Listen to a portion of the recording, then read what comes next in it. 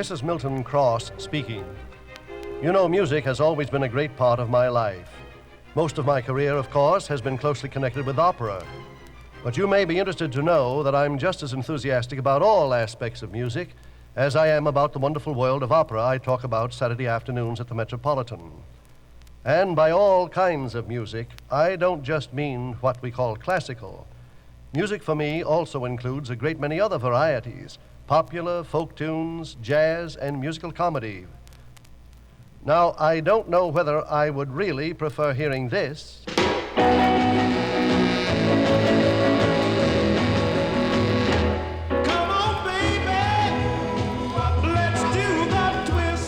to this.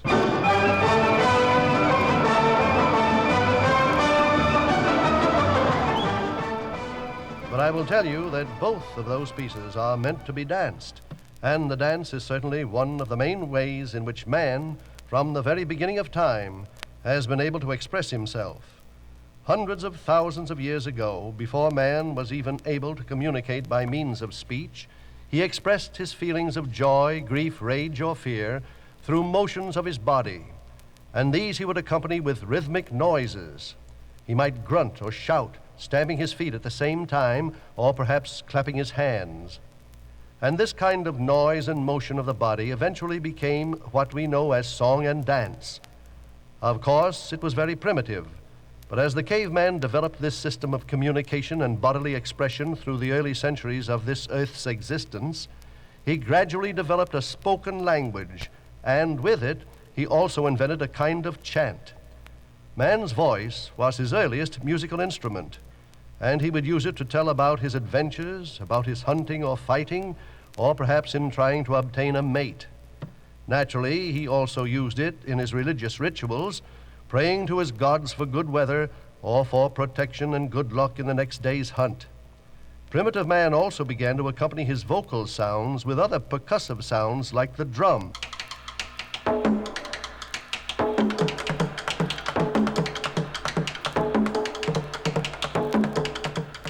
From beating on logs or any other kind of simple drum, it wasn't too far to the invention of other kinds of musical instruments.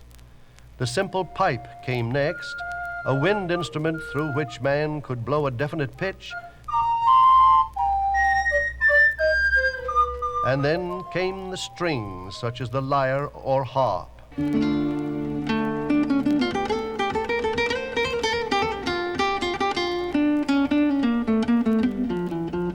Basically, these were the instruments, along with all kinds of percussion, not just the drum, but bells and cymbals, for instance, that our earliest ancestors used.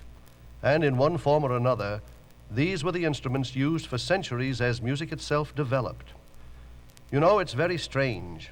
We have an enormous store of knowledge about early civilizations in all aspects: history, religion, and art.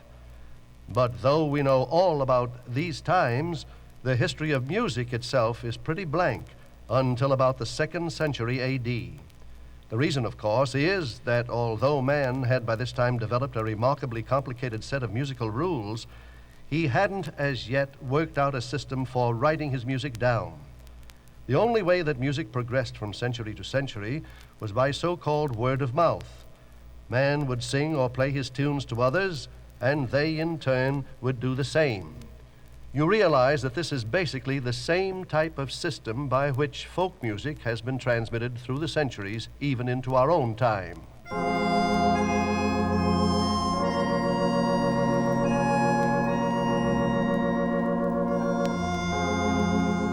Black, black, black is the color of my true love's hair. In the same way that an American or English ballad has come down to us through several hundred years, this was the manner in which the great bards of 1,000 years B.C.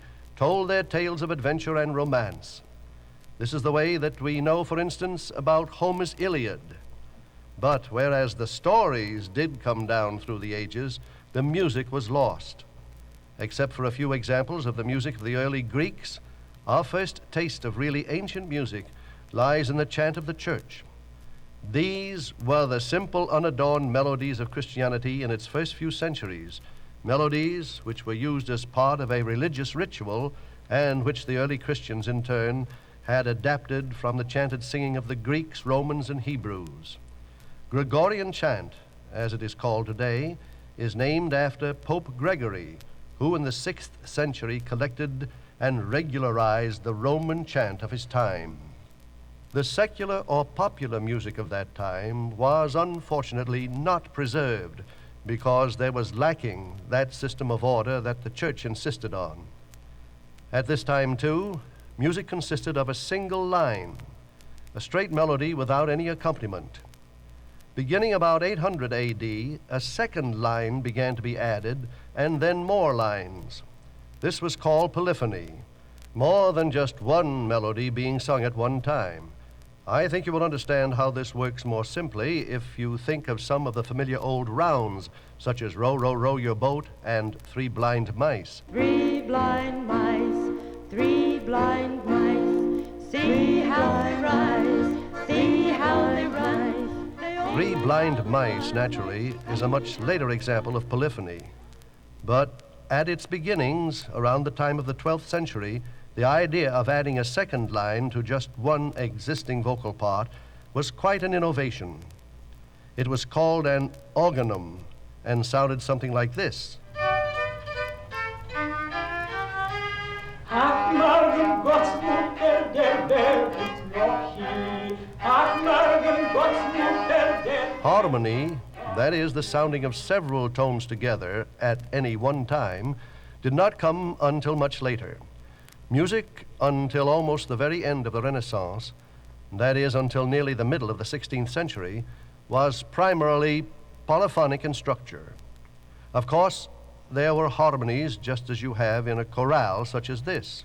Almighty fortress is our God, a bulwark never failing. But musicians and people listening to music at that time still thought of the independent vocal lines of each part.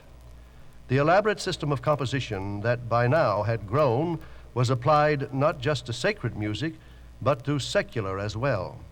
Even in a relatively short space of time, the craft of writing music was advancing rapidly. One of my favorite operas, you know, is Richard Wagner's grand music drama, Die Meistersinger.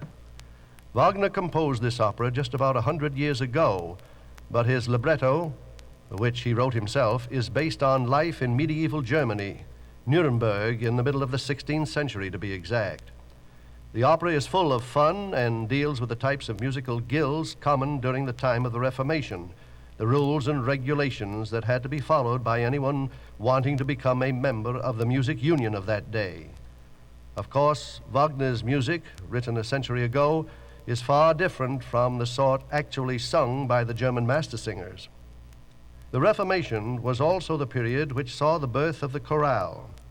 In its simplest form, this hymn, which was as important to Protestantism as Gregorian chant was to Catholicism, would have been sung in unison by the whole congregation of a church.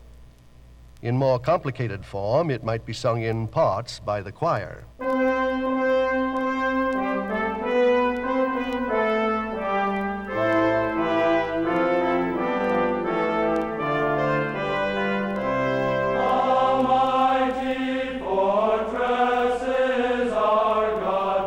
Martin Luther himself is supposed to have written the tunes to many of these chorales, such as A Mighty Fortress is Our God, which we just heard. The chorale also was sometimes played on the organ and in a more elaborate fashion, so that in addition to the main hymn tune, the organist would also play several subsidiary melodies. All of this, of course, is still the polyphonic style of writing I mentioned to you before.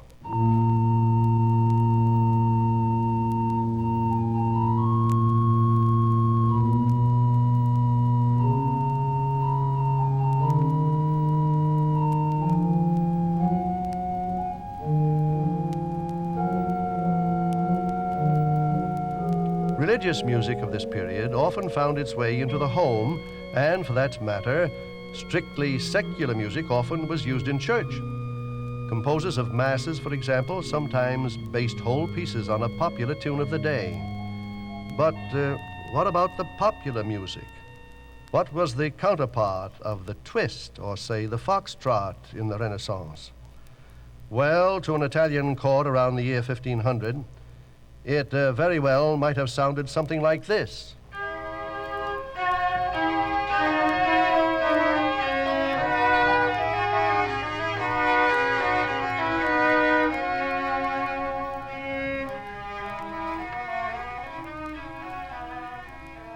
Instead of a nice slow foxtrot that you or I might dance to today, if we were living in the 16th century, we'd be tripping the light fantastic to a basse danse or possibly a pavane. That twist of today might have been the equally strenuous gaillard of the Renaissance. But what about the so-called pop hits of that time? What, for instance, was the equivalent of this? She loves you, yeah, yeah, yeah. She loves you, yeah, yeah, yeah. She loves you, yeah, yeah, yeah, yeah. In Italy in the 16th century, you would have been just as crazy to hear a good group of madrigal singers.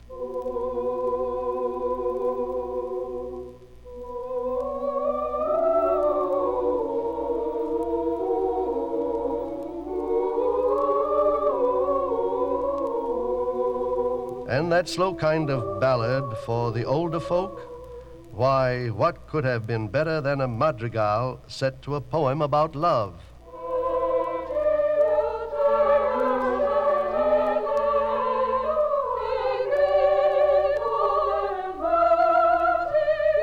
The Renaissance was also the time of great growth for purely instrumental music. Most of the music written for the organ, for instance, was naturally connected with the church service. But even the organ had its secular repertoire. One of the favorite forms was to write variations. Just as a jazz ensemble will take a well-known tune and elaborate on it, so did the composers of an earlier age. The Spaniard Antonio Cabezon, who lived in the 16th century and who was almost exactly contemporary with King Henry VIII of England.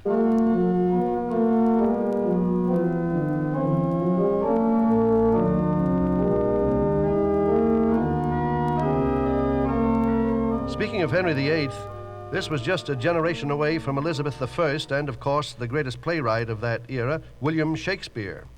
Shakespeare often had music in his plays, such as the famous place in Hamlet where Ophelia sings her willow song. The pool so sad sighing by a sycamore tree, sing all the green willow.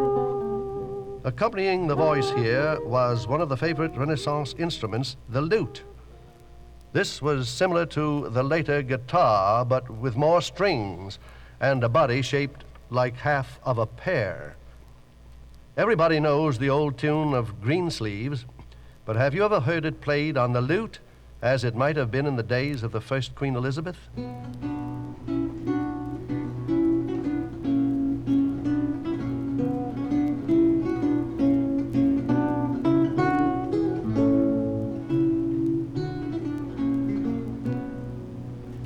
Another instrument besides the lute that was making a name for itself was the harpsichord. Now, although this is sometimes thought to be a forerunner of the modern piano, it is really more like a second cousin. The piano, of course, makes a sound by having its hammers strike the string. The harpsichord, with a keyboard just like that of the piano, has its strings plucked, however.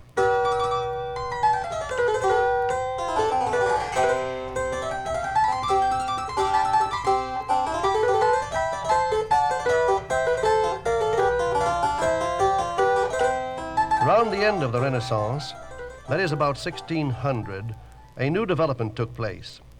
This was a feeling of harmony and more attention to a so-called vertical sound than the horizontal one we have had until now. That is not to say, however, that polyphony was forgotten. Far from it. Only that the emphasis on keys, major and minor, became more pronounced, and with it, an interest in chords and accompaniment instead of just several independent lines of music being heard at the same time. This kind of music is highly involved emotionally, and that is one of the keynotes of the Baroque period. Baroque literally meant simply irregular or irregularly shaped.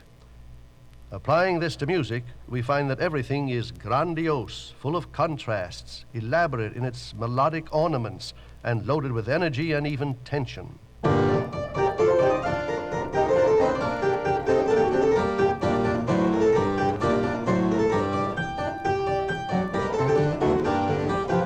Many new instrumental forms sprung up in the Baroque era.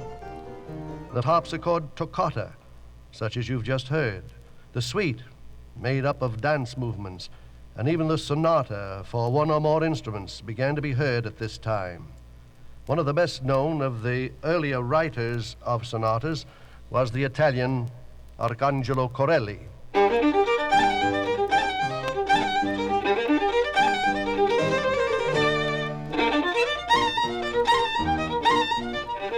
The violin, which until the Baroque period had been thought an instrument strictly for popular use, such as for accompanying at dances, very much like a square dance fiddle of our own day, now began to lead a life of its own. Much great music was written for it, both as a solo instrument or in combination with one or two other instruments, such as our last example. The same thing happened to other instruments, which until now had only been used as part of an orchestra, the oboe, the flute, or the cello. For instrumental music, too, this was the beginnings of the concerto. At that time, the concerto was not necessarily a piece of music for a solo instrument with an orchestral accompaniment. Rather, it involved a feeling of contrast between groups, a large one and a smaller ensemble. The difference in dynamics was one of the most important aspects of a piece such as this Concerto Grosso by the red-bearded Italian priest and composer Antonio Vivaldi.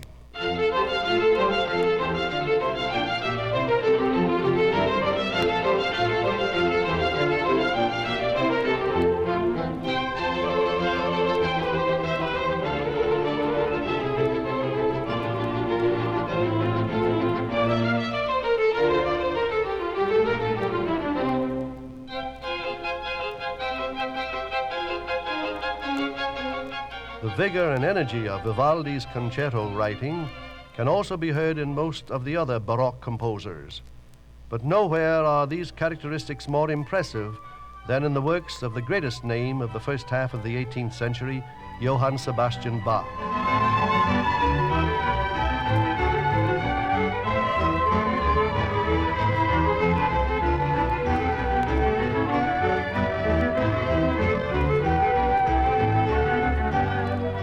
You probably noticed in this brief sample of one of Bach's Brandenburg concertos that while it had the same sense of vitality as in the Vivaldi we heard before, Bach is still concerned with the element of polyphony. That is, there are always several melodic strands going on at the same time. Bach, in fact, was one of the last composers of his period to write in this manner, but he managed to sum up in his compositions all that had preceded him. Both as an organist and as a composer for this mighty instrument, he was unexcelled. Bach's music could also be serene and intensely lyrical, and he provided us with some of the most stirring music for harpsichord ever composed. But Johann Sebastian Bach was, of course, not the only important composer of the Baroque period.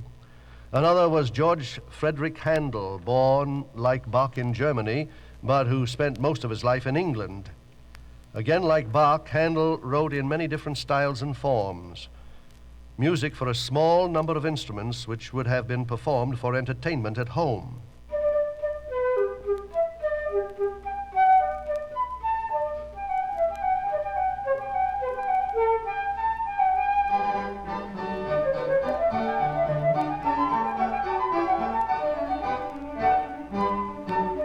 Handel also wrote some 43 operas, but today he is perhaps best known for his oratorios, of which he composed 27. And one in particular is among the most beloved works in all the history of music, his Messiah.